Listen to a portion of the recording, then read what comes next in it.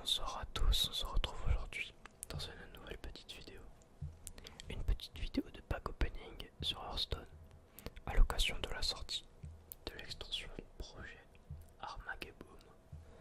Armageddon qui est sorti le 7 août sur tous les serveurs. Donc pour cette nouvelle extension, plusieurs nouveautés, des nouvelles mécaniques dont je parlerai pendant l'ouverture, des sorts de type légendaire, ainsi que des nouvelles cartes. C'est pourquoi d'ailleurs j'ouvre des paquets. Donc comme vous pouvez le voir ici, j'ai 51 paquets à ouvrir. On va donc s'empresser de les ouvrir un par un. C'est parti, premier paquet.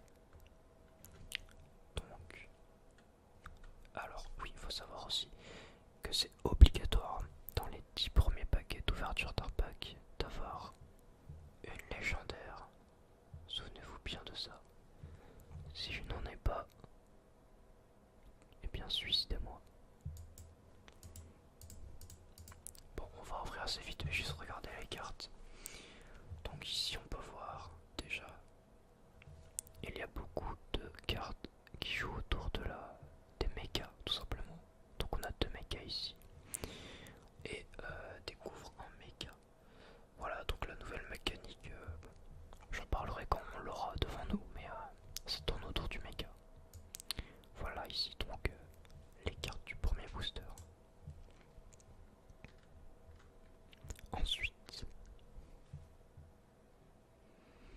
deuxième booster. Une épique, tiens déjà. Alors, donc c'est une épique du chaman. Une fois que vous avez joué une carte avec surcharge, invoque des étincelles 1-1 avec ruée. C'est une bonne carte de chaman, elle a des stats pas mal pour une quête de mana. Voilà. Projet d'armement aussi, une très très bonne carte de guerrier. Pour cut par exemple des combos d'armes sur druide, voleur ou un autre guerrier par exemple. On pense à la brindille du druide. Voilà, de bonnes cartes ici. Ensuite, paquet suivant. Une légendaire pour commencer. Voilà, donc la légendaire des fameux 10 premiers paquets. Sachant que la moyenne est de une légendaire tous les 40 paquets. Un petit peu moins quand même, mais voilà. Alors, armée infinie de Kangor ressuscite 3 méga alliés et elles gardent tous les améliorations de magnétisme. Voilà, donc le magnétisme, on peut voir ici. Donc le magnétisme, c'est quoi? Si une carte possède magnétisme, vous la posez à gauche d'un méga et celle-ci gagne les statistiques de la carte posée. Donc, qui se joue comme un sort et non pas un serviteur. Donc, voilà la nouvelle mécanique magnétisme. Très simple, très fort, mais très sensible au silence, notamment la chouette ou le brise-sort, qui seront des cartes sûrement très très jouées dans la nouvelle méta. Alors ici, est-ce qu'on a... Oui, on a une carte magnétisme, la menace réplicante. Ral de Cogny invoque 3 microbots 1-1. Donc si je pose cette carte à gauche d'un méga, elle va gagner 3-1. Et le Ral de Cogny invoque 3 microbots 1-1. Voilà, donc c'est ça l'intérêt du magnétisme. Voilà, on enchaîne. Hop. Bon, ici, pas de carte exceptionnelle. La bombe spirituelle en double déjà. Une très bonne carte du démonis cependant. Pour clean des grosses cartes telles que un brise-sort par exemple, tout simplement. En début de partie. Ou autre.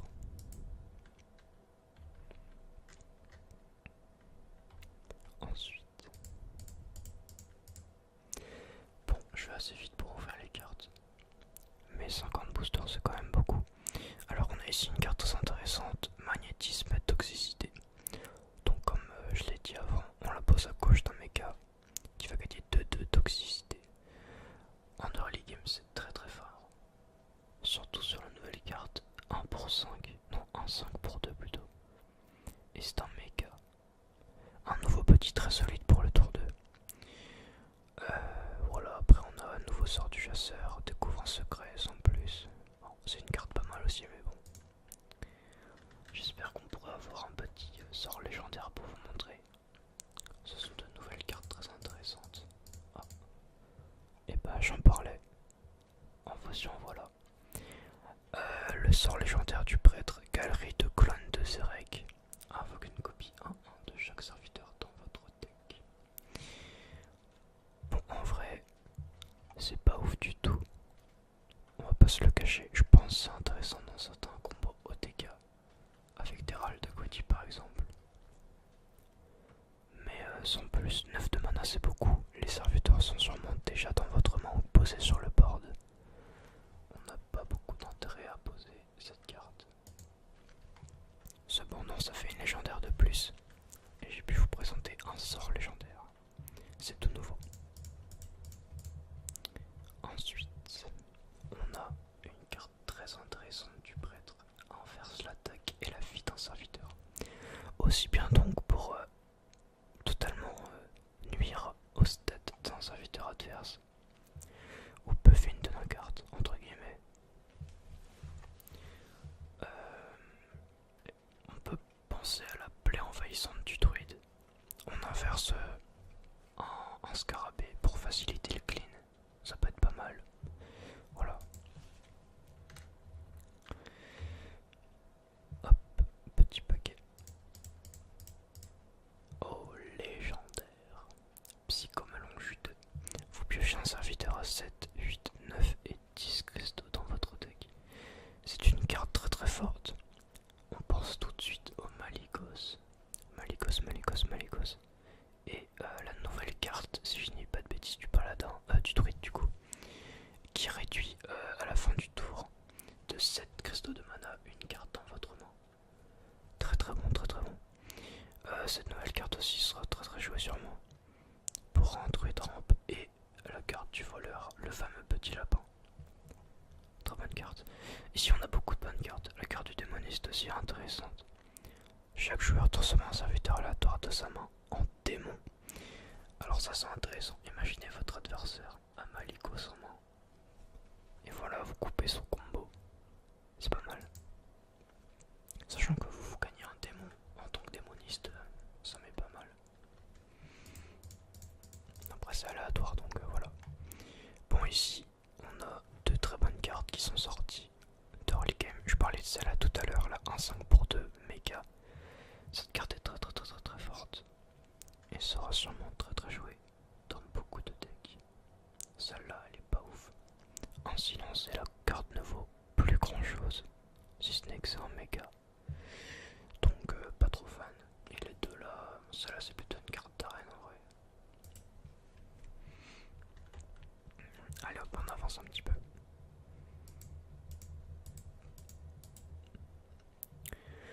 Alors qu'est-ce qu'on a de nouveau ici?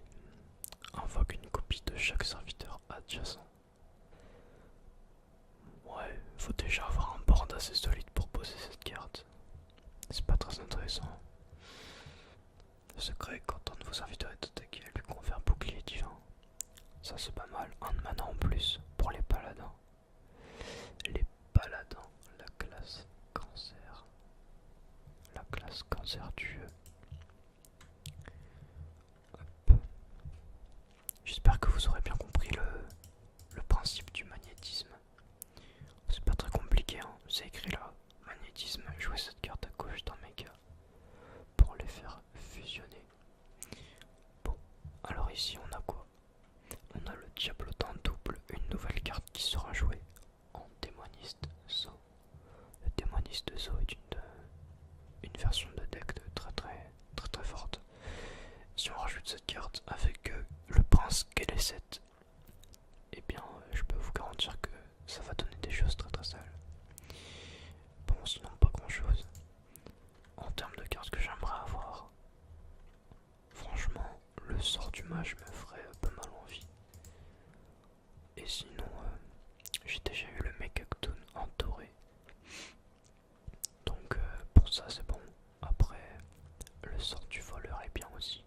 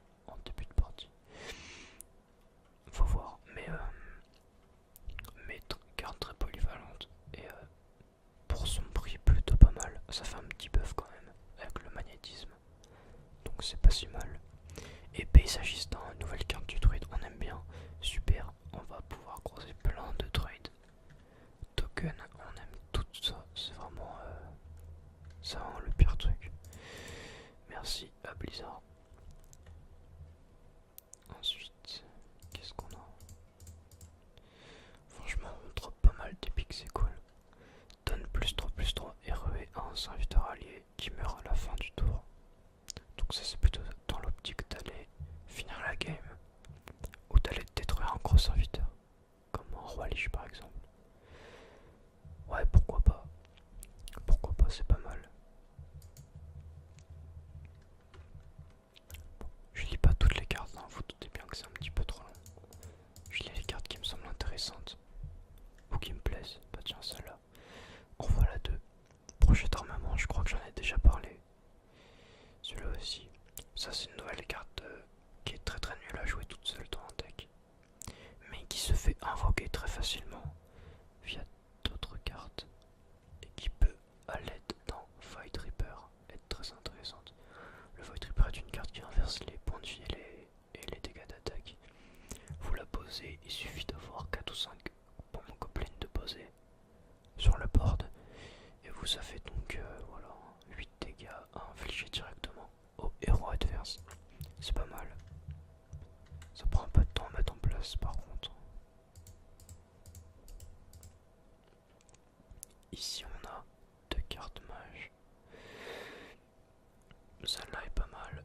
Elle est intéressante avec un nouveau sort du mage qui est invoque de serviteurs aléatoires qui coûtent 2 cristaux de mana. Et cette carte fonctionne avec dégâts des sorts. Ce qui fait que si on a cette carte de posée, ce ne seront plus des cartes à 2 cristaux de mana. Mais à 4, c'est pas mal, mais ceci dit, les anciens mages Pixpel et Tempo sont quand même meilleurs. À voir.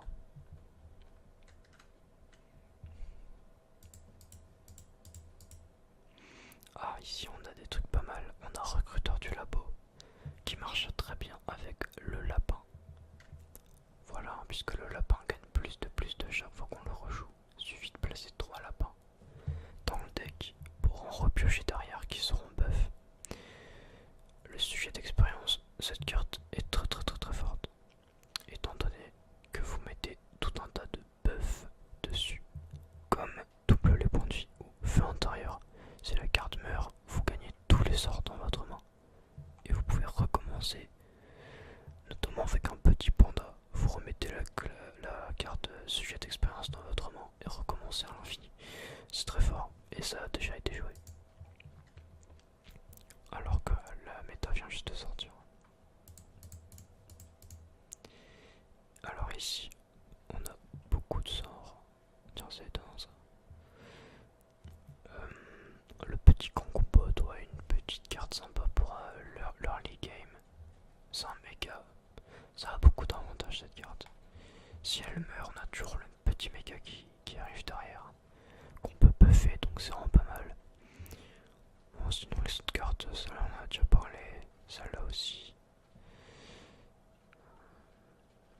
Bon, c'est pas ouf, les deux autres sont pas ouf.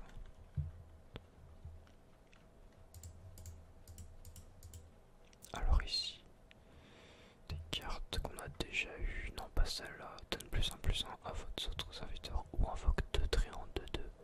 Bon bah voilà, on retrouve les druides token encore une fois. Ça va devenir force cette merde à force. Comme flash bouclé divin. Toute classe.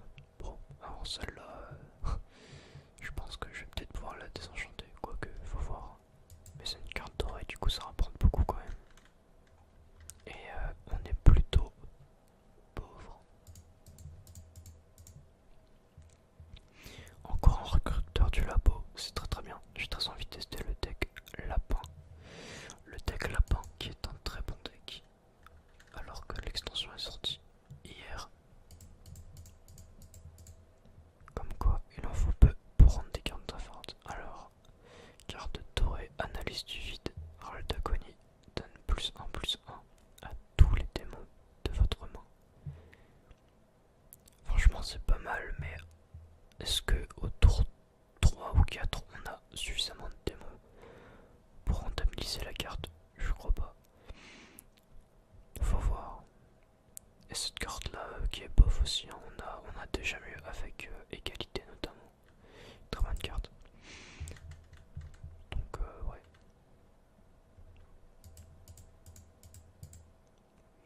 Alors ici on a cette carte là, elle est marrante, je crois que je l'ai déjà eu dans l'ouverture.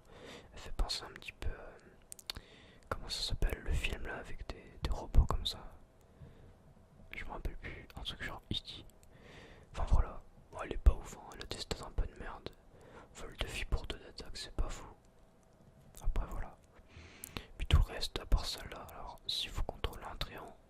moins ça. Ouais, non, c'est pas ouf.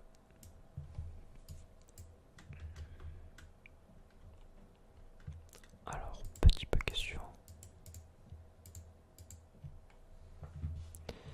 J'espère que les clics de souris ne sont pas trop gênants. Vous me direz. Alors ici on a encore un recruteur du labo. Décidément.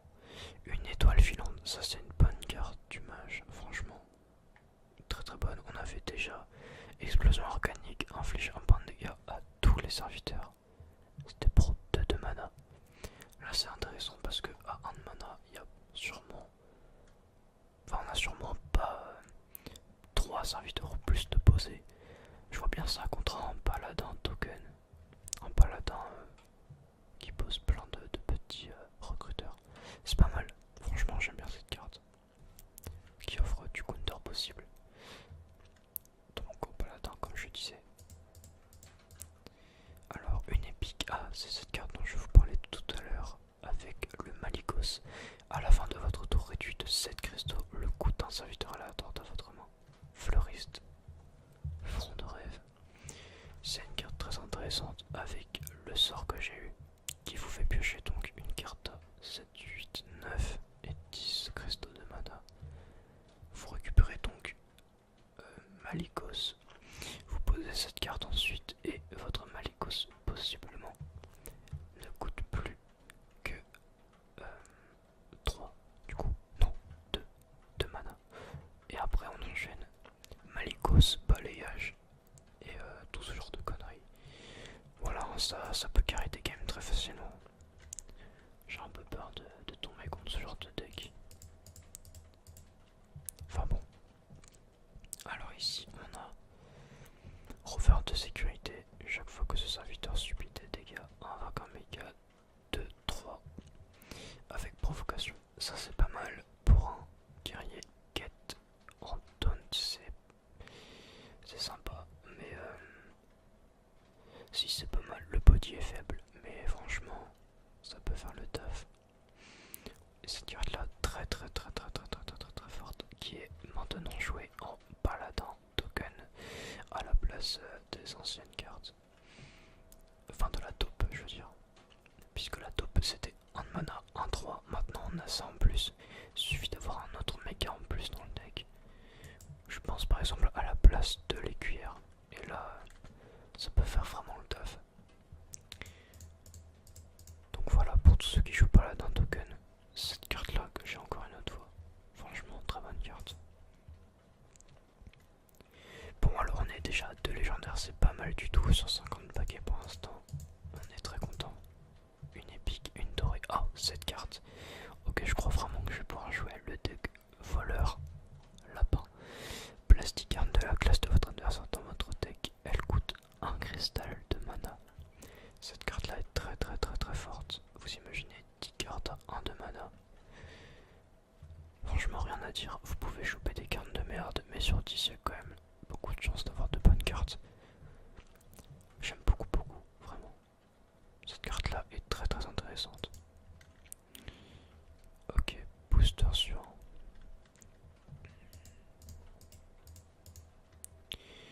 Alors ici, pas grand chose de nouveau. Cette carte là est pas mal. Ça fait penser un peu au Grizzly.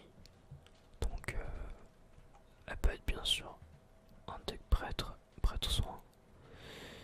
Ouais, je l'aime bien, mais celle-là par exemple est vraiment très forte. En tour 5, 5-5 en magnétisme. Vous imaginez poser ça sur un petit body comme la 1-5 pour 2 de tout à l'heure qui était en méga. Vous posez ça par dessus et vous obtenez donc un 7-10. Franchement, c'est pas mal. Non, un 6-10 pardon. Mais c'est quand même beaucoup. Paquet suivant. Qu'est-ce que nous avons? Alors, artificière, cri de guerre donne +1/+1. Un méga allié et déclenche son rôle d'agonie s'il en a un. Ouais, c'est bof. Le body est pas dégueu. Mais le problème. Enfin, il est pas dégueu, non, il est pas ouf. Mais un méga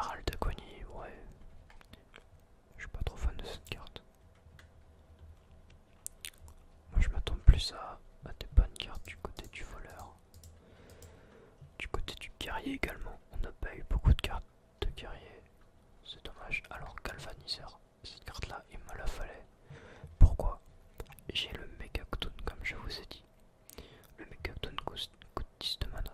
Et donc si je joue cette carte, elle ne coûte plus que 9. J'en joue 2, elle ne coûte plus que 8. Et donc là on peut partir sur un combo OTK autant 10. On pose le Megactoon. Puis ensuite on vide sa main. Et on vide le board grâce à une carte, j'ai plus le nom. Putain merde, j'ai plus le nom en tête. Mais en gros voilà. Et juste avant vous aurez joué une carte à 2 de mana qui rend vos sorts. Enfin vos sorts vont coûter de la vie au lieu du mana. Puisque la carte en question coûtait 4 de mana. Voilà. Donc c'est très très fort. J'aurais bien un deuxième galvaniseur. Pour pouvoir jouer le Megactoon. Bon ici on n'a pas de nouvelle carte malheureusement. On va aller un petit peu plus vite du coup. On aimerait bien évidemment une légendaire. Mais bon, on est déjà pas mal. Alors, si on n'a pas vu celle-là, Brume Violette, ajoute 2 cartes aléatoires avec Ral d'Agonie dans votre main. Alors franchement, le Ral d'Agonie, enfin le voleur Ral d'Agonie, j'y crois moyen. Mais pourquoi pas, ils ont sorti beaucoup de cartes voleurs avec de Ral d'Agonie. On peut imaginer un deck comme ça.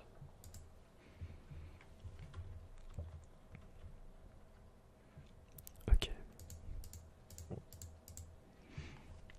Alors ici, qu'est-ce qu'on a? On a le Méga 9, Ral d'Agonie, Avocat, Reposeur 8-8. Forcément, on pense à l'œuf qui a été joué en ce moment en chasseur. En chasseur Ral d'Agonie. Donc là, ce sera un paladin du coup. Pourquoi pas avec... Ah oui, c'est un méga, donc magnétisme. Vous posez une carte magnétisme dessus, donc cette carte gagne de l'attaque. Franchement, c'est pas mal. Vous imaginez une 0,5 qui est buff. Ouais non, c'est très très fort. On imagine un petit Ziliax par exemple. Ou juste la 5-5 que je vous ai montré tout à l'heure qui a magnétisme. Ok, une autre épique. Agent émetteur, IEM, cri de guerre, détruit un méga. Je sais pas si je l'ai déjà eu celle-là. Elle est pas mal. Enfin, elle a un body de merde. Mais dans la nouvelle méta, c'est fort. Il y aura beaucoup de méga. Et cette carte-là, très très très forte. Magnétisme, bouclier divin, provocation. C'est une de 4 pour 4. C'est une très bonne carte, franchement. Ça fait un T4 avec un bon buff sur un méga. Ok, ici on a encore un recruteur du labo et encore un espionnage académique. Ça fait vraiment plaisir, j'ai beaucoup de cartes voleurs. Ça me plaît beaucoup, j'aime beaucoup les cartes qui sont sorties sur valeur. J'aimerais bien des cartes guerriers cependant. Alors ici, cette carte là, très bonne carte du chasseur. Et sinon on a déjà tout vu, sauf ça. C'est pas mal. J'ai déjà vu des decks qui le jouaient. Mais voilà, il faut encore jouer un putain de druide token. Ça casse les couilles, cette decklist de merde. Ok. Alors... Ellie planeuse. Cri de guerre, invoque une bombe gobeline 02. Ouais. Et ben, c'est de la merde. Décommeur homme néant. Cri de guerre, gagne plus en attaque pour chaque point de dégâts subi par votre héros pendant ce tour. C'est trop nul, c'est trop situationnel. Enfin, situationnel non, mais la carte est trop faible. Oh, une petite légendaire. Oh, bah, le sort du guerrier. Pack boom, invoque 3 serviteurs aléatoires de votre main. Et alors qu'on fait ruée. Cette carte là est très très forte avec une decklist que je ne pourrais pas faire puisqu'il faut gros mage et 2 diablosaures. Le gros mage c'est un serviteur avec charge légendaire. Donc alors cette carte est très très forte, vraiment, avec un combo OTK. Vous invoquez donc des cartes avec charge qui passent au-dessus de la ruée et vous pouvez directement attaquer face.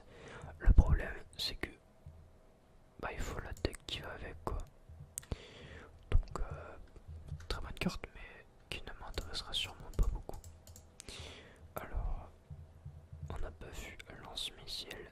magnétisme à la fin de votre tour. Inflige un point de dégâts à tous les autres personnages. Pourquoi pas? En plus c'est une toute classe méga. Pourquoi pas, franchement, pourquoi pas?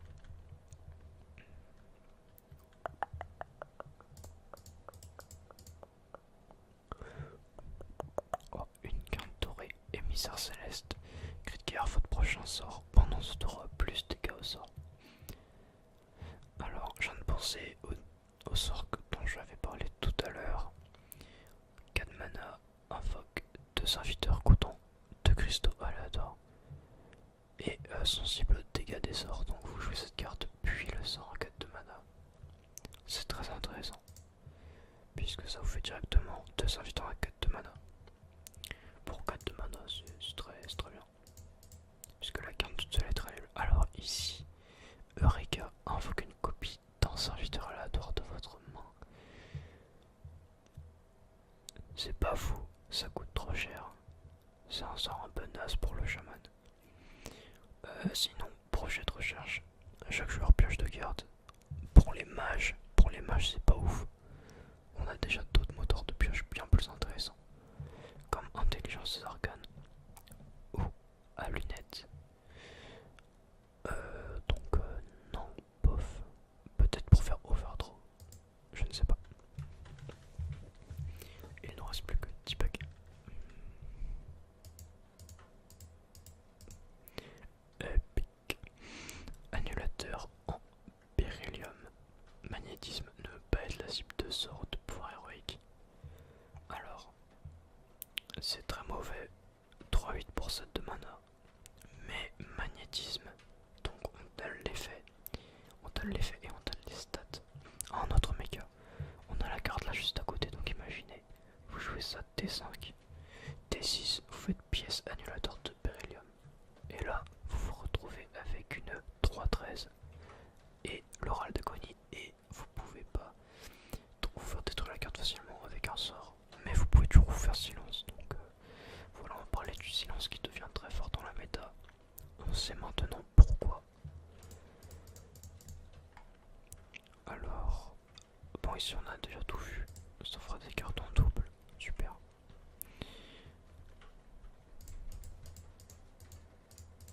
J'arrive pas à cliquer des barres.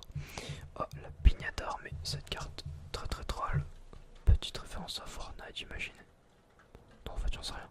Ral d'Aquani ajoute un serviteur légendaire aléatoire dans votre main. Pourquoi c'est une carte troll? Bah, déjà c'est random. Du coup, une légendaire, c'est pas forcément bien. C'est pas une carte qui sera jouée, c'est marrant. Mais bon, à voir. En vrai, je pense pas que c'est fort.